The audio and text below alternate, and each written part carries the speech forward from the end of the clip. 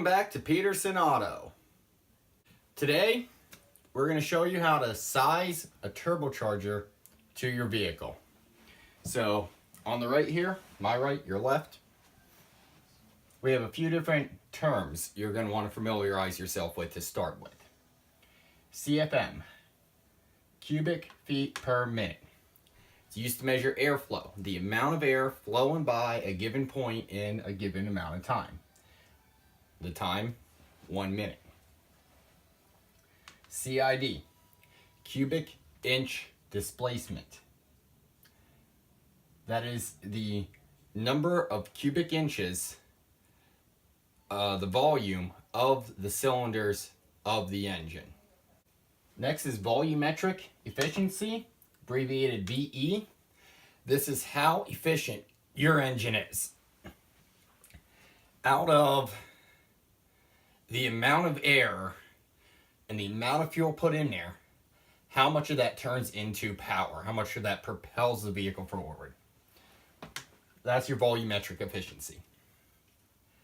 AR, that's a little more in depth here later, but it's used in sizing your turbo. It's an airflow ratio.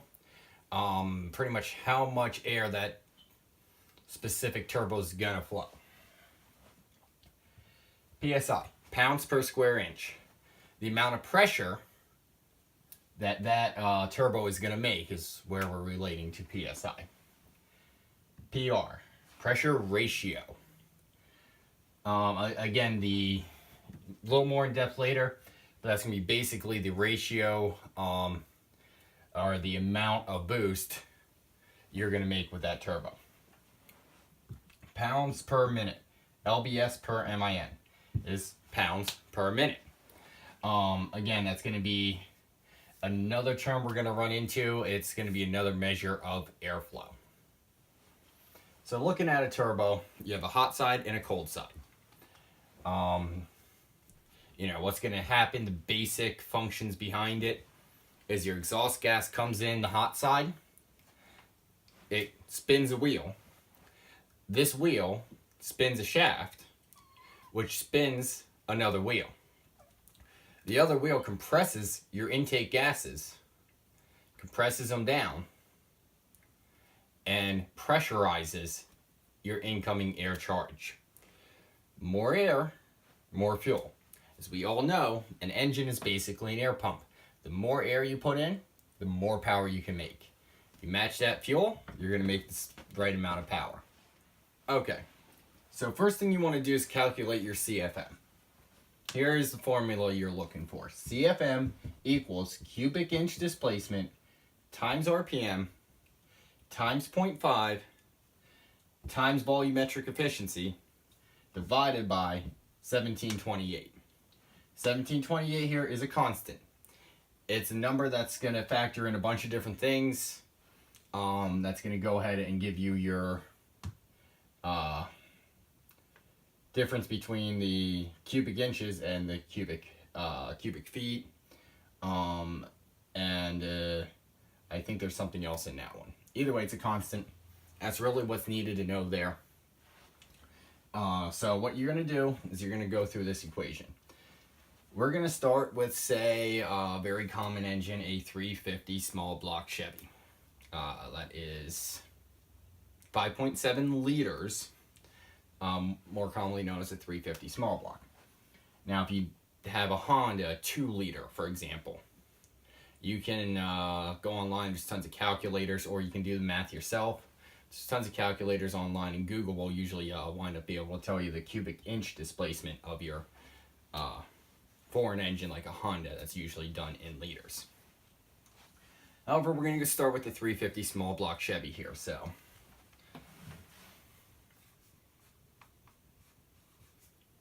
CFM equals 350 times the RPM. So we're going to go with a very well-built race engine here. We're going to say it pulls out to 9,500 RPM. So 9,500 RPM times 0.5 times the volumetric efficiency. There's ways to estimate volumetric efficiency. One guideline I like to use for it falls in pretty well. A basic street engine is going to be 70 to 85%. A built street engine, mild race engine, 85, 90%. And my marker fell down. Yes, I saw that. A full-on race engine,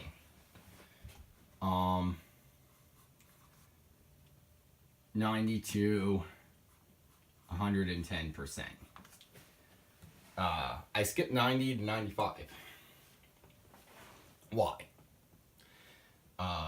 Well, 85 to 90 is typically a daily driver weekend racer, factory performance vehicle. That 90, oh, sorry, make this 95 to 110 is your full-on race engine. 90 to 95 will go up to your modern performance vehicle. You know, anything as of this date here, we're 2017, almost 2018, within the last 5 years or so, performance vehicle. So, you know, 5 years of Corvettes, 5 years of Mustangs, 5 years of Camaros, you know, will fit into that 90 to 95%. Also, your weekend driver, classic Mustang type of setup, classic Nova running the 350 small block Chevy here. Does really good at the track, really hot street engine. You know, one of those things you're not going to drive every day, but you can drive it. Will fit into that category. The 95 to 110 is going to be your strictly performance engines. Something that's going to be pretty much race use only. You know, usually you're going to have such a low P idle, you're not going to be able to idle around town with it, you know, just cruise around town or anything like that. Even when you get into more modern engines like the 5-liter Coyote Ford has and the Mustang, that would still only go up to maybe about 95% until you fully build the internals, good intake manifold, you know, ported, polished heads and all that. Then it's going to bring that up to probably the 95 to 100 mark, which is still streetable, but very few will do that. They'd rather add boost. So, there's your rough estimates. We're going to go ahead and say this is a, you know, weekend racer, small block there. We're going to use, we'll just use 90% VE. You can make your estimations where you need to, based on what you're doing with the car and how much is done to it. If it is a stock engine, 70 to 85 for anything that's a classic engine, 85 to 90 for anything within the last 5 maybe to 10 years. If it's 10 years old and performance engine, 85 to 90% will work. Use your best judgment. These numbers aren't too critical actually in all reality. When sizing a turbo for street use, they're going to get you close enough. Err on the side of caution though. If you are going to estimate it, it is better to go a little higher. So if you estimate, say you have a cam in your 289, you know, and you have headers and 4-barrel carb, Edelbrock intake, you know, you think you're 85 to 90%, go with that 90, you know. That way you might actually build less boost, but you're not going to build too much boost. So that would be the way I'd recommend going. We're going to say 90% for this 350 small block. So take that, 1728, divide it all by 1728. That's going to give you your CFM at 9,500 RPMs. So we're going to make a chart over here.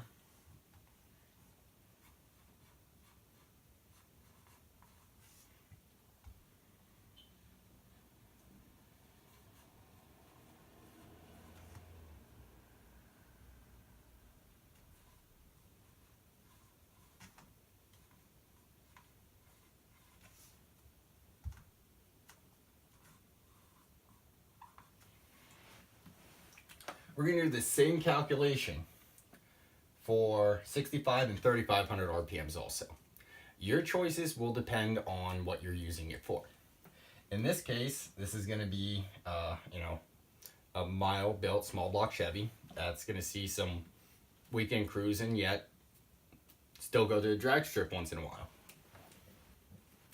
The guy wants to be able to cruise it around. He's got a low stall converter in it. He's got some good street gears, some good highway gears. Not a full-fledged race car. He wants to cruise. But he does want to occasionally race. And what we got here is a range of RPMs where the turbo wants to be usable in. So we really don't want to be building boost at, say, 1500 RPMs. We don't want to be building boost right off of idle because he wants to cruise around town. He still wants a good drivability. We want to build boost in the top end when he's drag racing it because, he goes ahead and launches at 35, pulls to 95, shifts 35 to 95, 35 to 95 pretty much the whole way down the track. So that being said, that's where he wants that extra power at. He doesn't want it low end. So we're going to pick those RPMs. You want something that's going to give you low end, off the line power, build boost really quickly, and you don't care about the top end. You could still start. You could start at 1500, 1200, 750 RPMs and calculate what you need there. However, if you're going to go up, you got to go up to at least the red line or the red line you have set on that engine. So, 289 Ford that's been built up might have a higher red line than a stock 289. Something to that extent. So whatever your red line on that particular engine is, the red line you're going to use, or if it's a new electronic controlled vehicle, whatever the computer's red line is. So that's one thing to remember is if you tuned your car, stock 5-liter Coyote, putting a turbo on it now yourself, well, now you got to consider the red line. You did up that red line by 300 RPMs because they pull a little harder up there. So, got to adjust there. So I'm going to do these calculations, get everything figured out because you can do that with a calculator. And I'm not good enough to do all that in my head. We'll work through one on paper for you just to, show you how it's done on paper. And get the CFMs all in place and written down. And after that, we'll be back.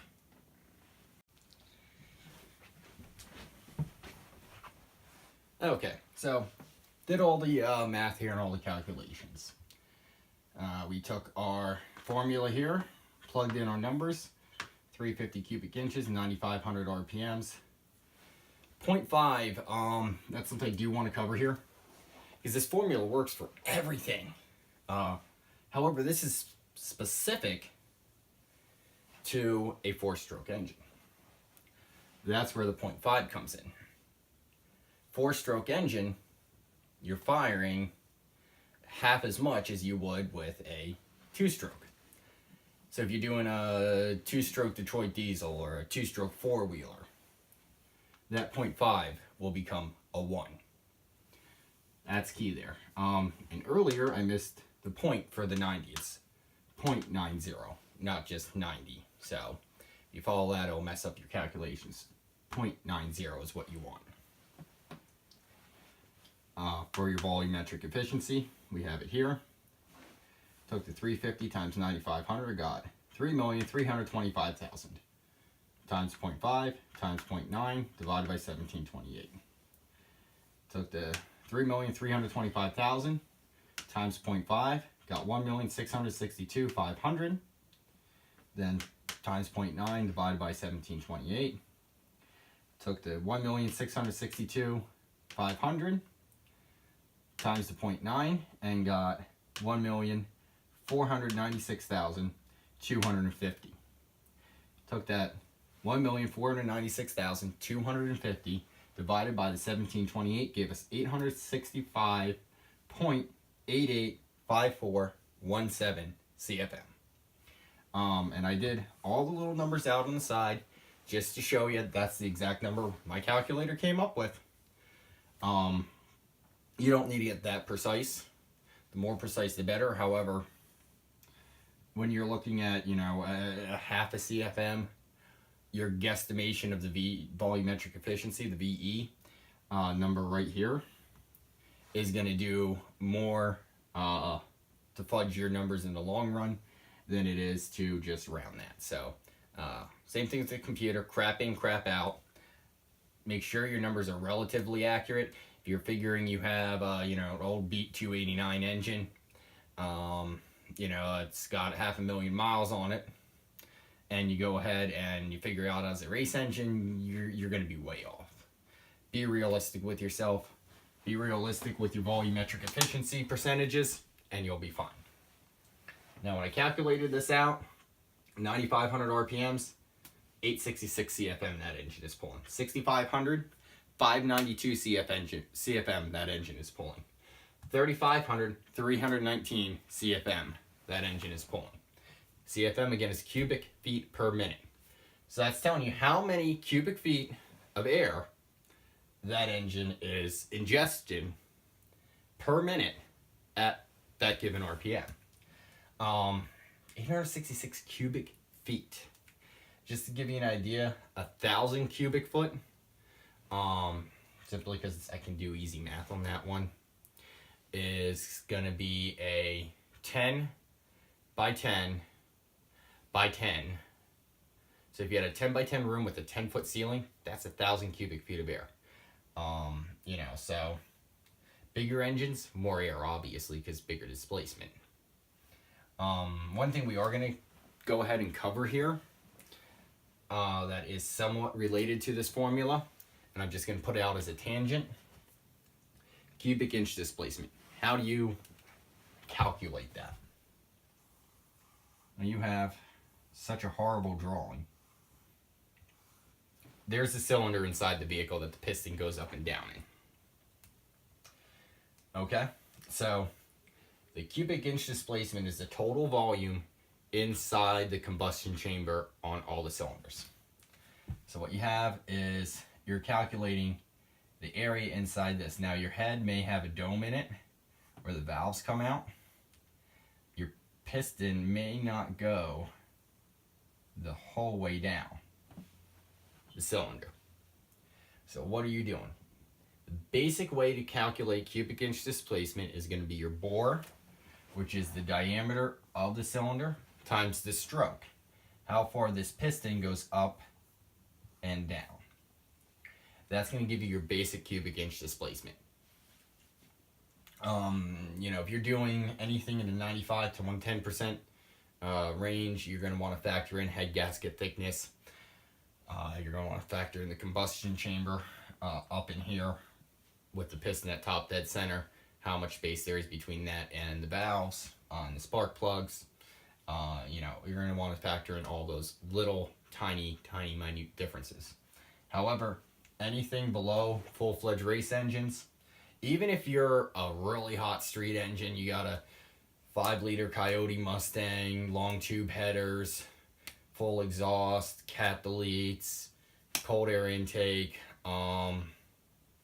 you're running a good aftermarket intake manifold there, and you have the larger valves in the head for more airflow from the Boss engine, all that stuff. Even then, you would probably be okay still just calculating based on the standard 5-liter displacement. Even if you have your heads, combustion chambers changed, or you slightly changed the compression ratio with a thinner head gasket, you should be fairly close. For a street engine, you won't have problems. For a full-fledged race engine, something you want to get every last ounce of power of, you want to go ahead and go the route of actually having numbers for everything and figuring out what the 100% actual displacement is. Okay, so now I've taken the little chart over here, made it bigger, and added this fancy boost chart column. That's your PSI, the amount of pressure you want to run. This is the fun part about calculating turbos. You're just arbitrarily picking what you want. There's different goals to different amounts of boost. Street engine, you just want to pep up a little bit.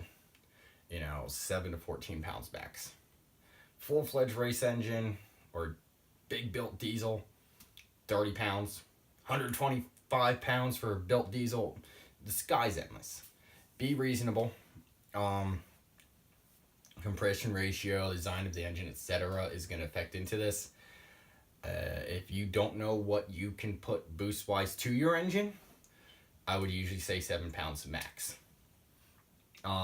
If you know that it's a well-built engine, forged rods, forged pistons, etc., I would say going into 14 to 20 psi max. If it is specifically designed to run boost, you can even go higher than that, but that's what you design it around. If it's a diesel, whole nother story. Some diesels will build very heavy duty. 360 International, DT 360, and 466 Internationals are built very heavy duty. And a lot of tractor pullers are running 100 psi boosts on a stock bottom end. So, there's exceptions to every rule. The rules I just gave you are for gassers. Diesels are going to go higher, but completely dependent on the structure and design of the engine with the diesel, because they're much higher compression ratios to start with. The 12 valve Cummins are pretty good. That's one that's commonly upgraded. They're pretty good up to, I think, about 40 pounds of boost before they start blowing themselves up. I'm sure someone will comment with what's more accurate if I am incorrect there. So just as an example there, I know the 7.3 IDIs usually take up to about 15 pounds of boost before they start hurting themselves. Power strokes, Ford Power Strokes can usually take 30 to 40 pounds of boost before they start hurting themselves. You will need some tuning on the Power Strokes or almost any electronic controlled diesel engine. 6.2, 6.5 Chevys. They are fairly stout. They can take usually up to, I think, about 20 pounds of boost before they start, running out of fuel, actually. And when they run out of fuel, it's hard to find, upgrades for those pumps. Same with the IDIs. They start running out around 20 pounds also. But the 6.5 and 6.2 Chevys, you can push a little bit higher. You can push them up 30, 40 without any real issues on the stock bottom end. You probably want to get yourself head studs at that point and whatnot. But, do your research, or, feel free to contact me if there's enough interest in something. I'll do a video on that specific engine and get all the numbers precise. That's all off the top of my head, what I've seen with experience. So, just something to remember. But this small block Chevy, straight up racing in the top end and cruising in the bottom end. So he has two different worlds he's going in. He's got a little bit of a weird setup he wants to run here. At 3,500 RPM, where he launches his car, he wants to do a boosted launch. He wants to be under boost when he launches his car at the strip. At 3,500 RPM, he wants to be at, say, 10 PSI. You can pick any number you want here. Any number at all. But we're going to go with 10 PSI. Now, 6,500 RPM, he wants to be, because he's racing it, he wants to have a full boost. He wants to have the maximum amount of boost he can have. We're going to make that 15 PSI. Okay? He wants to be at 15 PSI there. What happens at 9,500 RPM? If that's his full boost. He wants to stay at 15 PSI. So, this is covering a weird situation again. Why I picked this is because we're going to go into stuff that you may not use, or the next viewer may not use here, and then someone else may not use the next section. So in this particular case, you have a quite weirdly escalating scale, where he's going from no boosted idle, which we will put this down here just as a reference. We'll say his idle is 750. He wants no boost.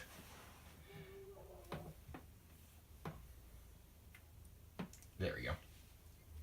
3,500 RPM, he wants 10 PSI boost. which means at 3,500 RPM, using a 10 PSI at say 2,500, he might be pushing 5 to 7 PSI already, which is completely fine. You know, you're gonna have some variance there, some difference. So just something to consider with that. But we're gonna go ahead and get into the next section of this, which is actually getting into more picking your turbocharger. We are having to calculate a couple different things. One is going to be pressure ratio, as determined before. I'm going to get the formula and everything up for that and show you how to calculate that.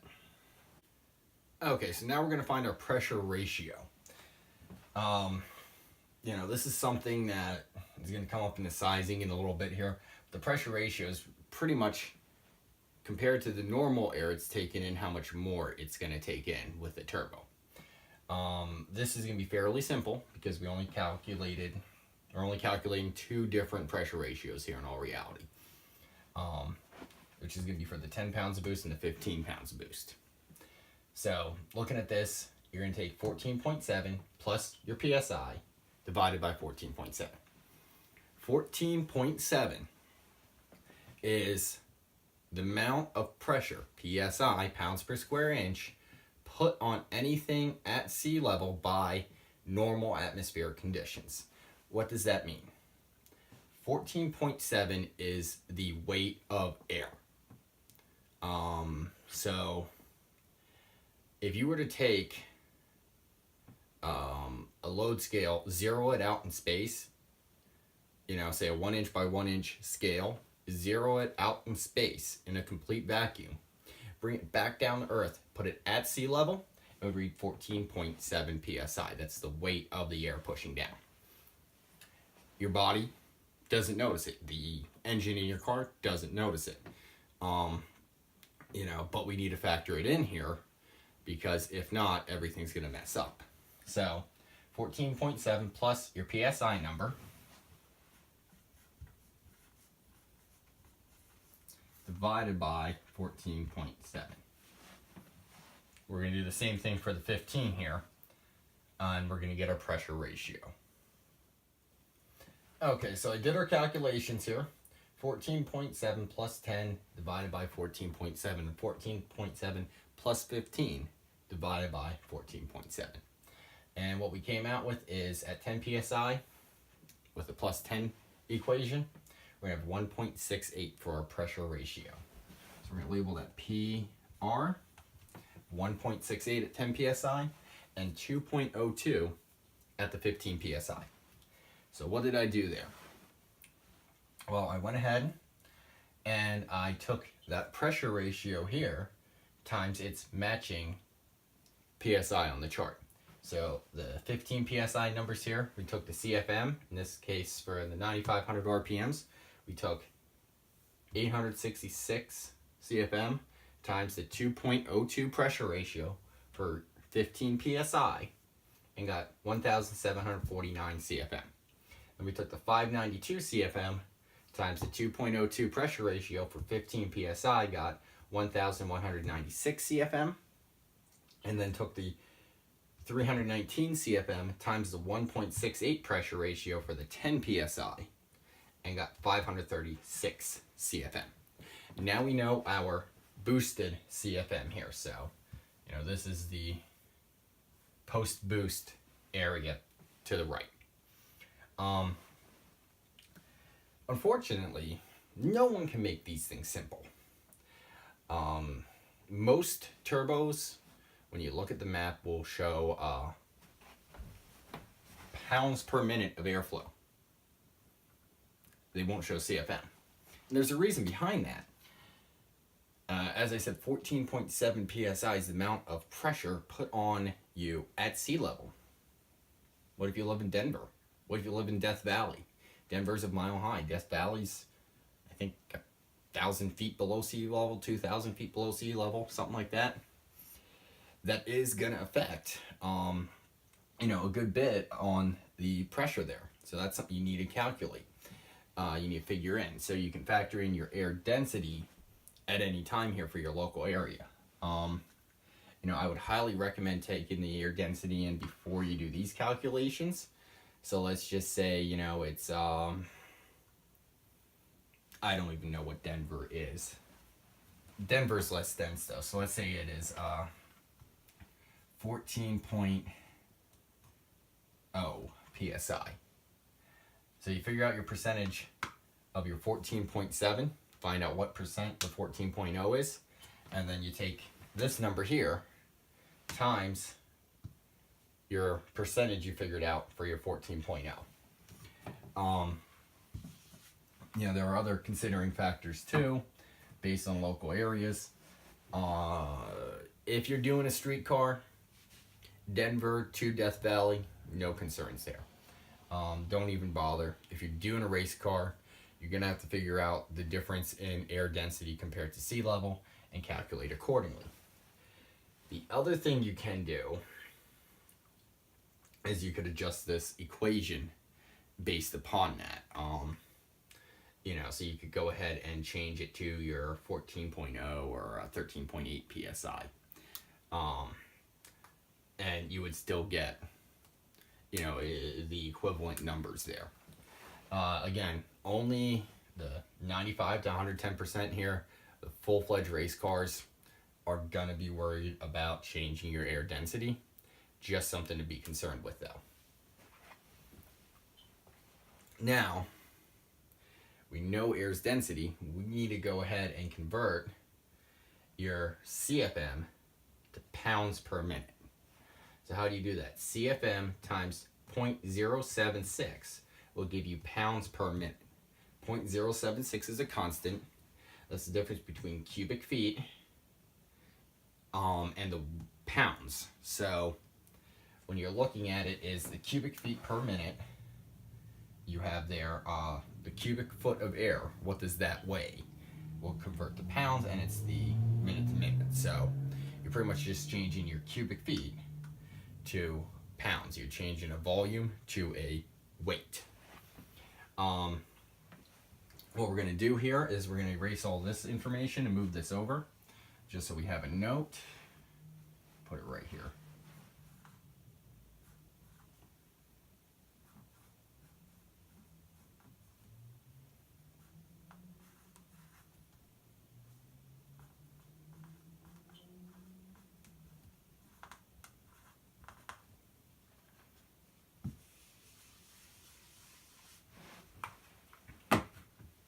Okay, so now we have that on a note up here for you, just so we remember our pressure ratios, because this board's getting fuller and fuller and fuller.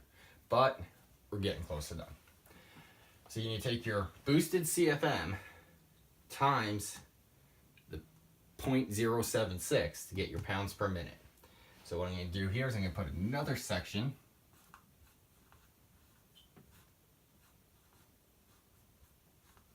for pounds per minute. I know that ends horrible. I'm going to calculate this out for you here and transfer that over. Okay, so ignore this for one moment. What we did is we took our CFM right here times the 0.076 and got 133. That times 0.076, 91, times 0.076, 41. Again, rounded to the nearest whole number. That'll be accurate enough. Unless you're getting into really, really, really detailed stuff and you're trying to find if a slight difference in trim wheels is going to get you an extra 20 horsepower on your 1500 horsepower race car, that'll be fine just rounding. So, well, what are we doing with this pounds per minute? What are we doing with this pressure ratio? What are we doing with any of this? Well, glad you asked. So what you're looking at is you have a compressor map, and that's what this section is here. This is a rough drawing of one. I just kind of made this up. It's not anything specific. I'm actually going to finish this off for you with some more data that's going to actually work for this turbo. But you're going to have a compressor map, and you want to go ahead and know a couple things about your map. Usually at the top right, top left, you're going to see some information. The maximum speed of the turbine, maximum efficiency, and the maximum flow. Maximum speed is the fastest that it can spin. It will not spin any faster because you can only fit so much air through it, which will turn it that fast.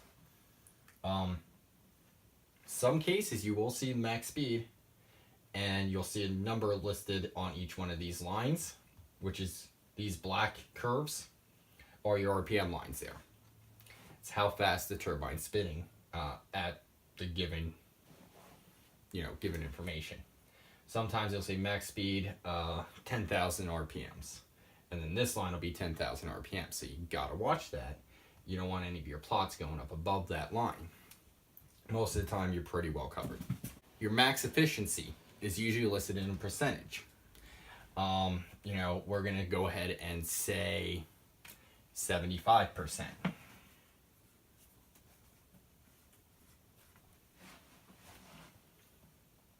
So at 75% efficiency is your max efficiency there. That means within this tightest circle, you are at 75% efficiency. And another thing to consider with your efficiency is if this one's 75%, most of the time they're labeled, sometimes they're not. This one would be 70, this would be 65. You want to keep it within its maximum efficiency range most of the time. So next thing you got to do is you got to plot your numbers. Looking at our numbers here, this side of the graph is going to have your pressure ratio, and this is going to have your pounds per minute. Our maximum pressure ratio is 2.02 at 15 psi. So just to make this an ideal graph, we're going to put 2.02 here. And then you get like 1.90, 1.75, and then when you get down to here, 1.68. Actually, it'd probably be like a 1.85, 1.76, 1.68. Pressure ratios are going to directly correspond to certain amounts of boost. So, 15 psi boost is always going to be a 202 pressure ratio. 10 psi is always a 1.68 pressure ratio. Just a good way for you to remember that. Now, when you have your pressure ratios on your chart that you're not filling these in, I'm doing that to give a good example. You're going to have a chart with them already filled in by the turbo's manufacturer. So now we have our pressure ratios mapped. Other thing to consider up top would be your max flow. There is a maximum amount of airflow for any given turbo. For this to be ideal, we'll put it at 150 pounds per minute.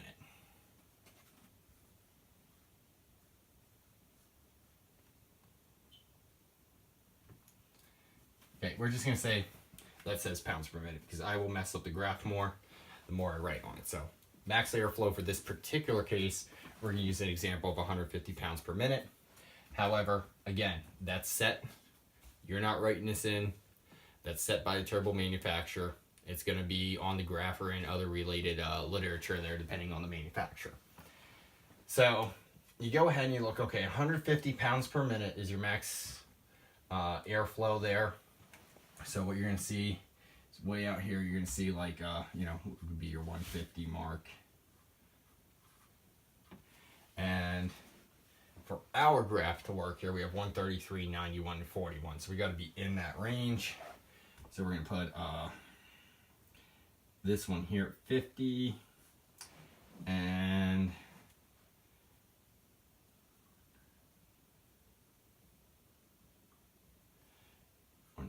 $125. We'll say they're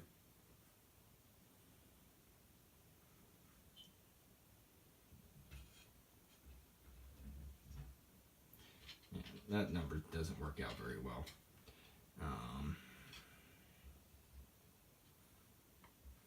I'm not sure how even that is. We're going to use 50, 65, 90, and 125, and then 150 is going to be your very end of your graph there for the maximum flow. They're usually the pounds per minute's in even increments, depending on the turbo size. Maybe 3 pounds, maybe 30 pounds, again, depending on the turbo size. So what do we have going on here now? So we have a graph, and this here is what you would get. It may be exactly precise to your engine, or it may be way off compared to your engine. And you kind of got to guesstimate it, and that's where your AR ratio comes in. The bigger the turbo, the bigger, the more air it can flow. So that's the first thing. So there's different series and sizes, which, you know, a T, usually you look at the turbo number. So a T30 is smaller than a T70. A T04B would be smaller than a T70. You know, bigger numbers, bigger turbo, typically speaking. So if you're sticking within one manufacturer, you can easily go up or down a little bit. So you just randomly pick one and go, okay, the T50 didn't work. We're going to go up to the T70. Does the T70 work? Yeah, that works pretty well, but well, it's a little big. What about T68? You know, you can jump around like that. And, you know, those numbers actually are, you know, turbo numbers there. They're actual models, but they don't have to be. You know, there's a couple good resources online that you can find with turbo graphs on it if you do a good Google search.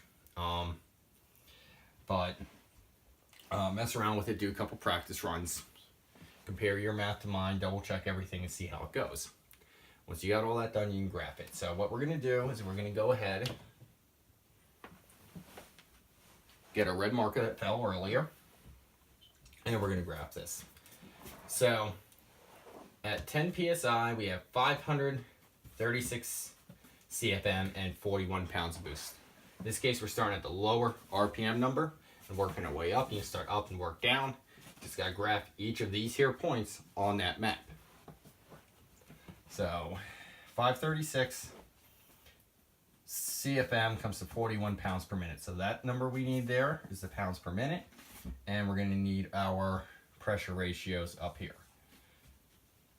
So just to make this easier for you,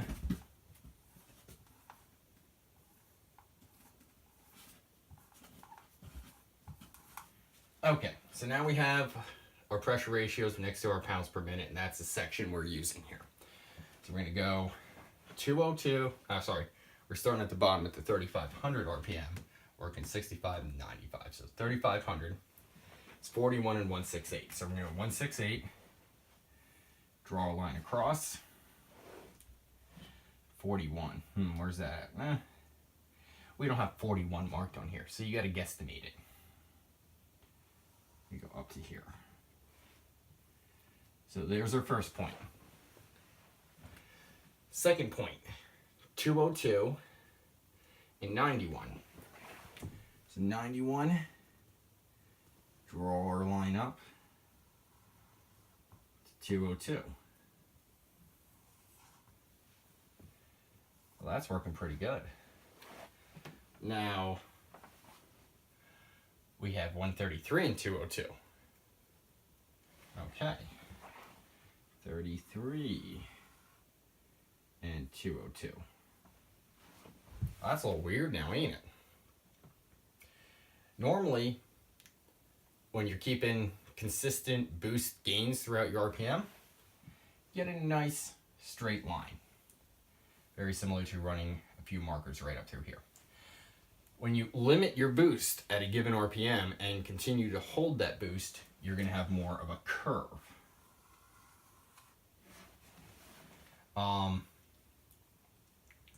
What we're doing here in this particular example is it's a race engine. Now, if you run a wastegate, we're setting that wastegate to 15 pounds of boost. And that's reverting back to when we originally chose these numbers. I didn't mention it, but I wanted to show you this now. So we're coming up and hitting 15 pounds of boost. After that, the wastegate opens, vents any extra exhaust, and only allows you to build 15 pounds of boost. Okay? So that's why you have this weird setup with the kind of L-shaped curve going on instead of a straight curve. If you were to keep the numbers going, this particular turbo that we just magically came up with wouldn't actually work, because going with the line, you'd be probably up in here somewhere for the 9,500 RPM. But if that engine only did 4,500 RPM, you might be okay. You'd have to do your numbers, but you might be okay. So, long story short, you go through different graphs, plot your numbers, draw a line or a curve based around the numbers, and see where it's at. You want to keep the majority in this high efficiency range, which you can clearly see the whole way from 3,500 to 6,500 RPM, we're in that high efficiency range. You run the numbers, you can see when it comes out into the next realms past of efficiency. However, you know, if you look at it, there's our 9,500, that's 75, 70, you're still 65% efficiency at 9,500 RPMs. For a racing application where it's drag racing, not a problem. You're not spending time there long. If it's a autocross application or a land speed application, you might want to go and find something that's going to have a, you know, a little better max efficiency range for that. But, you know, for a street strip 350 small block Chevy, it's going to be drag raced on the weekends and driven to cruises. This is a great turbo choice right here. So you just try your turbos, map them out, and go from there. When you find one that works, that's the one you use. It is a lot of trial and error. Experienced turbo shops usually have a lot of this information on hand. You can also go ahead and look at turbo manufacturers. Will say that turbo is good for this much horsepower or this much displacement. You know, this much horsepower reading isn't really going to mean much. You know, it's a general vague estimate, and it's going to get you roughly in the ballpark. But this will get you as exact as you want to be. Carry your exactness the whole way throughout your process, and you can be one of the most exact persons there. Last topic we want to cover is the AR ratio, the airflow ratio, which I've mentioned right here. That's a complex number determined by taking the diameter of the inducer and the exducer, which is the intake blades.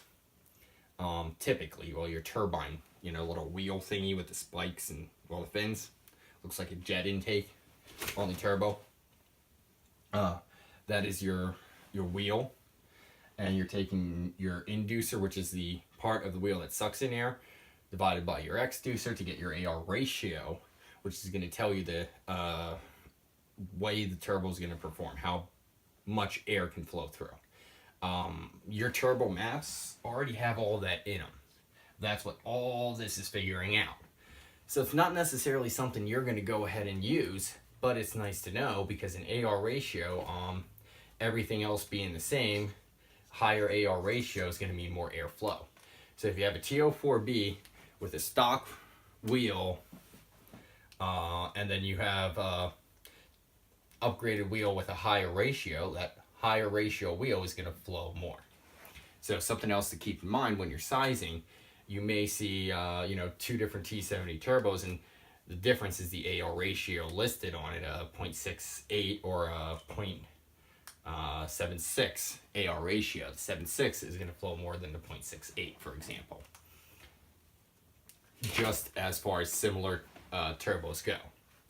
So if you consider a T70, which is a big old turbo, to T25, which is a tiny little motorcycle turbo, you know, even though the T70 might have a lower AR ratio, it's a physically larger turbo, it's gonna flow more air.